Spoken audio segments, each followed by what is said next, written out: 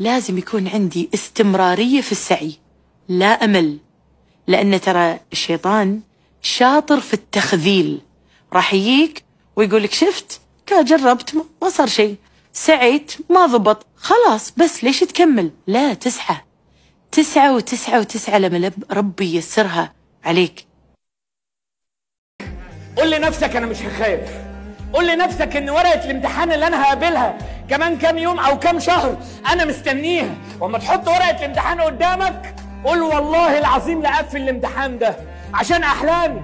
انا مستنيكي بقالي كتير، انا بقالي سنه كامله بصحى كل يوم بدري، بقالي سنه كامله بذاكر، بقالي سنه كامله بصرف فلوس كتير عشانك. اللقاء ده انا مستنيه. وخش على الورقه وانت قوي، مش تخش وانت ضعيف. انت بني ادم وحش، تقدر تعمل اي حاجه في اي وقت، تقدر تبذل اي مجهود عشان توصل للحاجه اللي انت عايزها. ايمانك بنفسك اللي هيحولك لبني ادم مقاتل. لازم كلنا نتحول في حياتنا لوحوش. زق نفسك. محدش هيفرح بنجاحك اكتر منك، اهلك واصحابك واللي حواليك هيفرحوا بس مش اكتر منك. محدش هيعيش تجربتك غيرك، محدش هيزقك غيرك. اوعى تقع، بالله عليك اوعى تقع، لا عليك اوعى تتنيل على عينك وما تكملش. مهما وقعت واتكعبلت قوم وكمل. السنه اوريدي كده هتخلص بالحلو والوحش والشر والخير وكل حاجه، بس ان شاء الله تعدي على خير. اهم حاجه كل مره بقولها لكم وافضل اقول لكم، تطلع من السنه دي راضي عن نفسك. النجاح مش سهل شباب، النجاح مش سهل. لو النجاح سهل كان العالم كلها ناجحه. بدك تتعب وتشتغل على عقلك، تتعب وتشتغل على جسمك، تتعب وتشتغل على عملك، تتعب وتشتغل على علاقتك مع الله، تتعب وتشتغل بكل اشي. في تعب بس تعب جميل، تعب اللي عارف انك ما قادر تقوم بس مبسوط. هذا التعب هو اللي بيجيب هيك، هذا التعب اللي بحكي عنه.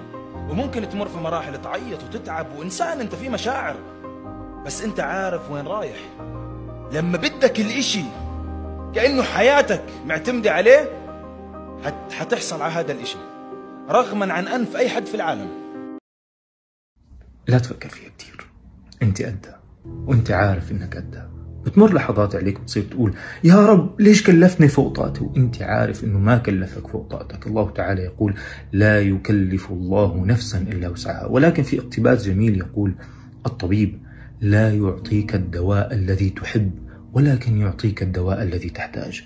يمكن أنا وأنت من نوعية الناس اللي لولا البلاء ما رفعوا إيديهم وقالوا يا رب بصدق وإخلاص. يمكن. طيب هل البلاء رح يستمر طول عمري؟ أبدا. قد جعل الله لكل شيء قدرا، وبعز بلاءك ينزل لطف الله عليك كي يجعلك تستمر.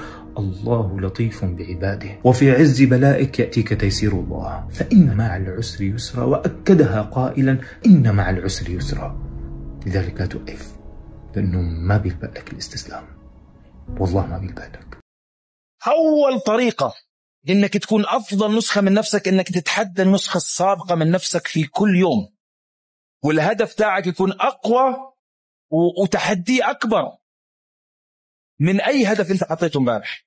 واطلب من نفسك أكتر، دائما اطلب من نفسك أكتر، دائما اضغط نفسك لتاخذ أكتر. لما تحط أهداف عادية حتاخذ العادي، بتحط أهداف على مستواك حتاخذ اللي أنت هلأ فيه، بس هتحط أهداف عالية حتركب مع الناس اللي فوق.